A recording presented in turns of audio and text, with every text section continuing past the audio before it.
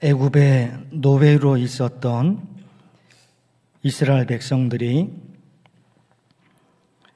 애굽 땅에서 나와 홍해 바다를 건너 가나안 땅으로 들어가는데 그 과정을 좀 보고 싶습니다. 지도를 보실 텐데 화면을 보시기 바랍니다. 애굽 땅 라암셋에서 출발해서 숫곳, 에담, 바알스본을 지나 홍해바다 앞에 섰는데 하나님의 은혜로 홍해바다를 건넙니다. 그리고 마라, 엘림, 르비딤을 거쳐서 시내산에 도착을 합니다. 거기서 11개월 지내고 다시 이동해서 바란 광야 가데스 바네아에 도착하는데 거기서 38년을 지내고 가나안 땅으로 들어갑니다. 이것이 이스라엘 백성들이 애굽에서 나와서 가나안 땅으로 들어가는 대략적인 모습입니다. 다시 요약해서 보고 싶은데 말씀드린 대로 애굽 땅 라암셋, 저기서 이스라엘 백성들이 모여 출발합니다. 여기저기 몇 군데 지역을 거쳐서 3개월 만에 시내산에 도착합니다. 그 시내산에서 11개월을 지내고 다시 이동해서 저 멀리 가데스 바네아에 도착합니다. 말씀드린 대로 가데스 바네아 바란 광야 저기서 38년을 지냅니다. 그리고 가나안 땅으로 들어갑니다. 이런 과정이 출애굽기에서 시작해서 레위기를 지나 또 민수기를 지나 신명기까지 출애굽의 과정이 계속해서 이어집니다. 이제 출애굽기 내용만 요약해서 말씀을 드립니다. 출애굽기가 1장에서 40장까지인데 네 부분으로 나눠집니다. 1장에서 13장, 14장과 15장, 16, 17, 18장, 그리고 19장에서 마지막 40장까지.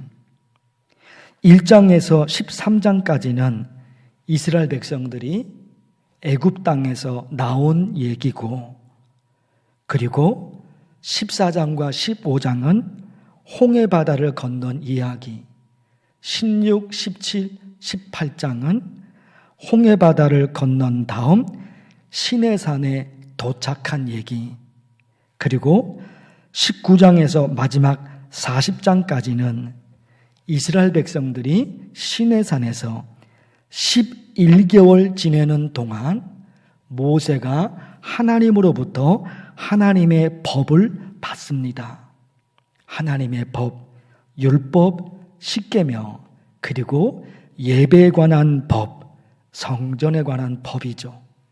하나님의 법을 시내산에서 11개월 지내는 동안 모세가 하나님의 법을 받습니다. 이제 오늘 말씀을 보실 텐데 먼저 반복이 되지만 기억하셔야 될 말씀 있습니다. 오늘 말씀 19장부터 마지막 40장까지 출애굽기입니다.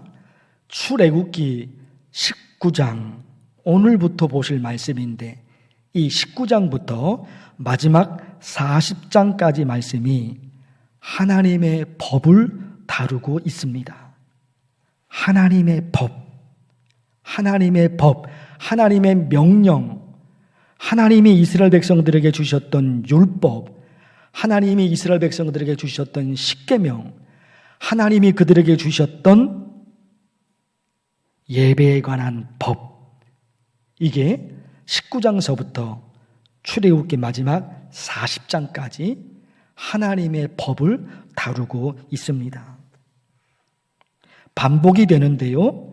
이스라엘 백성들이 애굽에서 나와 시내산에 도착하는데 하나님께서 모세를 불러 이스라엘 백성들에게 하나님의 말씀을 전하게 하십니다. 애굽 땅에서 나와 3개월 걸려 시내산에 도착해요. 그 시내산에서 11개월을 지내거든요. 하나님이 모세를 시내산으로 불러서 이스라엘 백성들에게 하나님의 말씀을 전하게 하십니다.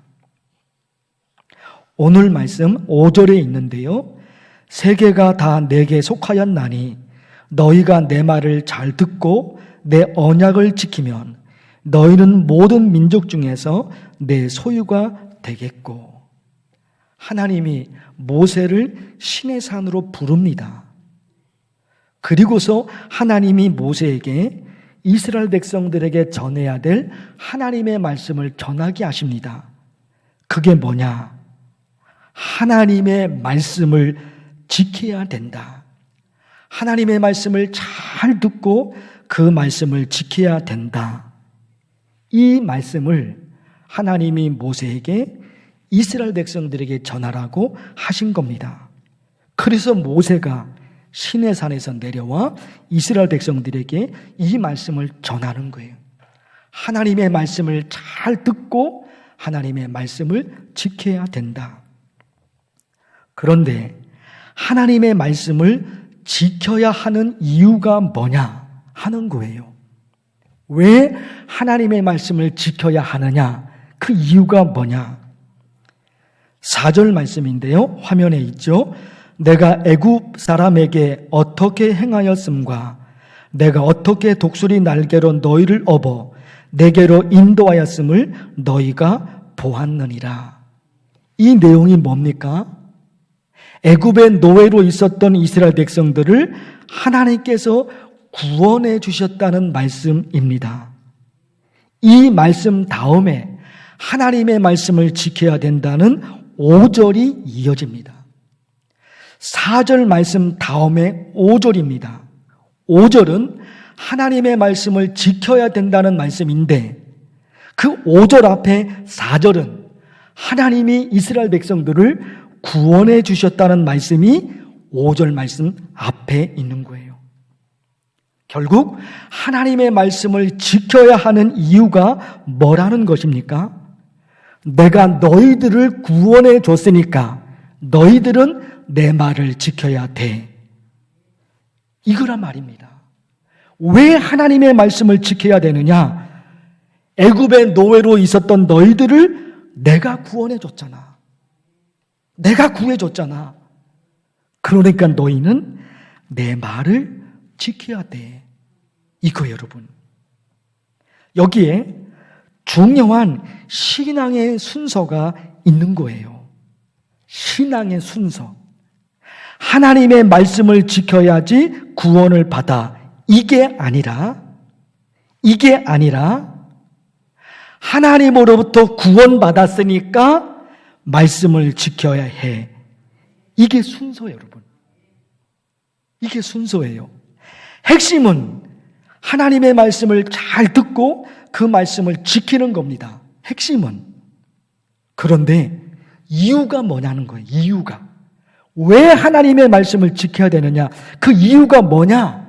하나님의 말씀을 지켜야지 구원을 받아. 이게 아니라 구원받았으니까 이제는 하나님의 말씀을 지켜야 돼. 이게 순서인 거예요. 순서. 또 보십시오. 출애굽기 20장 말씀에 십계명이 기록되어 있습니다. 나 외에는 다른 신들을 내게 두지 말라. 우상을 만들지 말라. 여호와의 이름을 망령되게 하지 말라. 안식일을 기억하여 거룩하게 지키라. 부모를 공경하라. 살인하지 마라. 간음하지 말라. 도둑질하지 말라. 거짓 증거하지 말라. 이웃의 집을 탐내지 말라. 이렇게 출애굽기 20장에 10가지 계명, 10계명이 기록되어 있습니다. 이것도 보십시오. 하나님이 이스라엘 백성들에게 10계명을 지키라고 하나님이 명령하셨는데 10계명을 지켜야 되는 이유가 뭐냐 말이에요. 출애굽 20장에 10계명에 관한 말씀을 읽어드렸는데 이 말씀 앞에 10계명 앞에 2절이 있는 겁니다. 나는 너를 애굽 땅 종되었던 집에서 인도하여 낸 내 하나님 여호와이니라. 이 말씀 이후에 1계명, 2계명서부터 10계명이 나오는 거예요. 그러니 뭡니까? 10계명을 지켜야 되는 이유가 뭡니까? 앞에 2절 저 말씀인 거예요. 내가 너희들을 구해줬잖아. 애굽의 노예로 있었던 너희들을 내가 살려줬잖아. 그러니까 너희는 10계명을 지켜야 돼. 이게 여러분, 신앙의 순서가 이 10계명에서도 똑같은 거예요. 10계명을 지켜야지 구원을 받아. 이게 아니라 구원 받았잖아. 내가 너희들을 구해줬잖아. 그러니까 10계명을 지켜야 돼. 이게 신앙의 순서입니다. 구약 성경만 신앙의 순서를 이렇게 정리한 것이 아니라 신약 성경도 보십시오. 로마서 6장 22절 잘 보십시오. 너희가 죄로부터 해방되고 하나님께 종이 되어 거룩함에 이르는 열매를 맺었으니, 보십시오 여러분. 아주 중요한 말씀이에요. 하나님께 종이 되어, 하나님께 종이 되었다는 건 뭡니까? 하나님께 종이 되었다는 게 뭘까요? 종은 자기가 하고 싶은 대로 하는 게 아니에요. 종은 자기가 살고 싶은 대로 사는 게 아닙니다. 종은 자기가 말하고 싶은 대로 말하는 게 아니에요. 종은 자기가 행동하고 싶은 대로 행동하는 게 아닙니다. 주인이 시키는 대로, 주인이 말하는 대로, 주인이 명령하는 대로 종은 사는 거예요. 자기가 살고 싶은 대로, 자기가 하고 싶은 대로 해버리는 게 아니에요. 종은 주인이 시키는 대로. 그러니까 하나님께 종이 되었다고 하는 것은 이제 나는 내가 살고 싶은 대로 살아버리는 것이 아니라 하나님이 시키는 대로 나는 산다는 거예요. 하나님께 종이 돼요. 화면 다시 보십시오. 그런데 보세요 여러분. 하나님께 종이 되어, 그 말씀 앞에 뭐가 있어요? 죄로부터 해방. 이게 있잖아요 여러분. 하나님께 종이 되어 하나님이 시키는 대로 나는 삽니다. 그러니까 하나님이 뭘 원하시는지 이 예배 시간에 거기에 집중이 되죠. 내가 살고 싶은 대로 사는 게 아니라 지금 내가 당장 다급한 게 있거든요. 그런데 종은 자기의 다급함이 먼저 아니에요.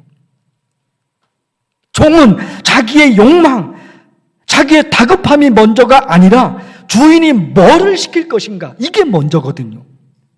우리가 하나님께 종이 되어 하나님이 원하시는 것이 무엇인지 이걸 찾아가고자 예배드리며 이걸 사는 것이죠. 그런데 왜 하나님께 종이 되었습니까? 죄로부터 해방이 된 거예요. 하나님이 나를 구원해 주셨습니다. 하나님이 나를 구원해 주셨으니까 하나님의 명령대로 사는 거예요. 이게 여러분, 구약 성경만 신앙의 순서를 그렇게 정리한 것이 아니라 신약 성경에 이르기까지, 아니 구약과 신약, 신구약 성경 전체, 이 전체가 우리의 신앙을 정의합니다. 하나님의 말씀을 지켜야지 구원을 받아, 이것이 아니라 구원을 받았다, 구원을 받았다, 내가 너를 구원했다, 그러니까 너는 내 말을 지켜야 된다. 신앙의 순서예요. 그런데 잘 들어보십시오. 하나님께서 우리를 구원해 주셨으니까 이 부분, 하나님께서 나를 구원해 주셨으니까 이 부분과 또 하나, 그러니까 말씀을 지켜야 돼. 요 두 가지. 이 사이에 뭐가 있냐 말이에요. 하나님이 나를 구원해 주셨으니까 이것과 말씀을 지켜야 돼. 이 사이에 뭐가 있을까요? 이 사이에 나를 구원해 주신 하나님의 은혜와 하나님의 사랑에 대한 나의 반응, 이게 있는 거예요. 이게 있는 거예요. 하나님이 나를 구원해 주셨으니까 말씀을 지켜야 돼. 이렇게 연결이 되지만 이 사이에 하나님의 사랑과 하나님의 은혜에 대한 나의 반응, 그게 뭡니까? 하나님의 사랑과 하나님의 은혜에 대한 감격. 이게 있는 거예요, 이게 있는 거예요. 보세요.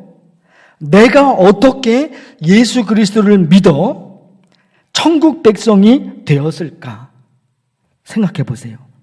내가 어떻게 예수 그리스도를 믿어 천국 백성이 되었을까? 에베소서 1장 4절의 말씀. 창세전에 그리스도 안에서 우리를 택하사. 창세전입니다. 내가 태어나기도 전에, 창세전에 하나님이 나를 천국 백성으로 선택하셨어요. 이건 또 어떤 은혜입니까? 창세전에 그리스도 안에서 하나님이 나를 선택하셨습니다. 또 보십시오. 에베소서 1장 7절. 그의 피로 말미암아 속량 곧 죄사함을 받았느니라. 예수 그리스도께서 나를 위해 십자가에서 죽으심으로 십자가에서 흘리신 예수님의 보혈의 피가 나의 죄를 씻어 주었습니다. 내가 지은 죄를 어떻게 다 씻을 수가 있을까요? 어떻게 다 씻을 수가 있을까요? 그런데 예수님이 나를 위해 십자가에서 죽으심으로 예수님이 내 죄를 씻었습니다. 내가 내 죄를 씻은 것이 아니라 예수님이 내 죄를 씻어 주셨습니다. 거기다가 내가 어떻게 그런 예수님을 믿게 되었을까요? 복음을 듣고 그 안에서 또한 믿어 내가 복음을 들었는데 그 예수 그리스도를 내가 믿었습니다. 어떻게 믿게 된 겁니까? 약속의 성령으로 인치심을 받았으니 복음을 듣고 예수 그리스도를 믿을 수 있도록 성령께서 내 마음을 움직이셨습니다. 여기에 중요한 사실이 있잖아요. 나 같은 사람이 뭐라고 하나님께서 나를 천국 백성으로 선택하셨을까? 나 같은 사람이 뭐라고?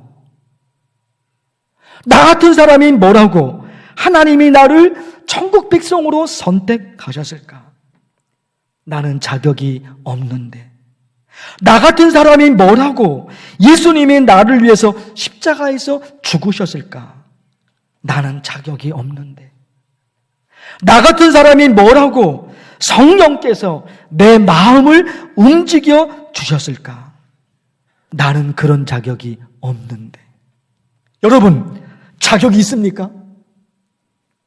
자격 있으십니까? 나 같은 사람이 뭐라고 하나님이 예수 그리스도께서 성령께서 삼위일체 하나님이 나 같은 사람 살리려고 이렇게 역사하신 거예요. 아무리 생각해봐도 그럴 자격이 없어요. 왜 하나님이 나를 구원해 주셨을까?